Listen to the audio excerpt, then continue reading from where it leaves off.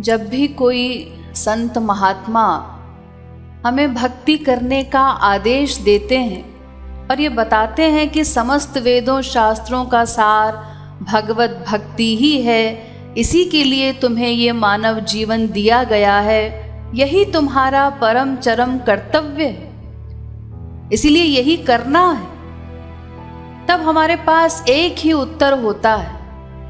क्या करें महात्मा जी, इस समय हमारे जीवन में बहुत परेशानियां हैं, समय अनुकूल नहीं चल रहा है, बस थोड़ी सी ये प्रॉब्लम सॉल्व हो जाए, बस इस समय ये काम हो जाए, उसके बाद हम भक्ति ही करेंगे।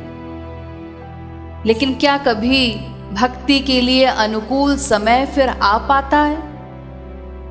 एक बार एक व्यक्ति अमावस्या के दिन पुण्य प्राप्ति की इच्छा से समुद्र स्नान करने के लिए गया, लेकिन किनारे पर ही बैठा रहा। दूसरे व्यक्ति ने जब बहुत देर तक उसे इसी प्रकार बैठे हुए देखा तो आगे जाकर के पूछा, क्यों भाई, तुम यहाँ स्नान करने आए हो? उस व्यक्ति ने कहा हाँ। तो दूसरे व्यक्ति ने पूछा, फिर करते क्यों नहीं, किनारे पर क्यों बैठे हो, स्नान कब करोगे? पहले व्यक्ति ने उत्तर दिया, इस समय समुद्र बड़ा अशांत है, ऊंची ऊंची लहरें उठ रही हैं, जब ये थोड़ा शांत होगा तब मैं स्नान करूंगा। तो दूसरे व्यक्ति को हंसी आ गई, उसने कहा, अरे भाई, समुद्र भी कभी शांत होता है क्या? अरे इसमें तो ये ऊंची ऊंची लहरें आती ही रहेंगी एक के बाद एक। समुद्र स्नान तो लहरों के थपेड़े खाकर ही करना पड़ता है। उसी भोले व्यक्ति की तरह हम भी जीवन में अनुकूल समय की प्रतीक्षा करते रहते, लेकिन क्या हमारे जीवन में वो समय आ पाता? अरे ये संसार भी एक सागर के समान है, अथाह सागर के समान, जिसमें बाधा रूपी तरंगें एक के बाद एक उठती रहती।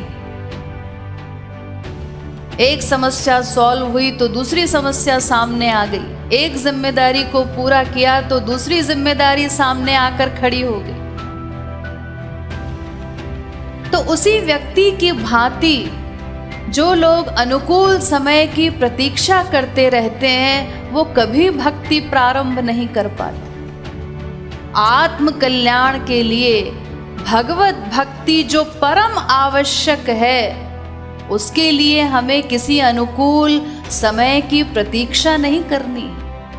हर क्षण, वर्तमान क्षण जो हमारे पास है, उस हर क्षण को हमें भक्तिमय बनाने का प्रयत्न करना है, चाहे बहिरंग परिस्थितियां कितनी ही प्रतिकूल क्यों न हो, क्योंकि अगले क्षण की भी हमारे पास गारंटी नहीं, अगला क्षण हमें मिलेगा या नहीं। इसीलिए हमारे परम पूज्य गुरुवर जगत गुरु श्री कृपालु जी महाराज कहते हैं, करूंगा करूंगा गोविंद राधे जनी करू करू हरि भक्ति बता दे। माना कि ये संसार सागर के समान है, लेकिन फिर भी ये मानव देह, ये हमारे पास जलयान जहाज के समान है, जिसके द्वारा भक्ति रूपी कर्म करके हम इस भव सागर को आसानी से पार कर सकते हैं। भव तो है जल निधि गो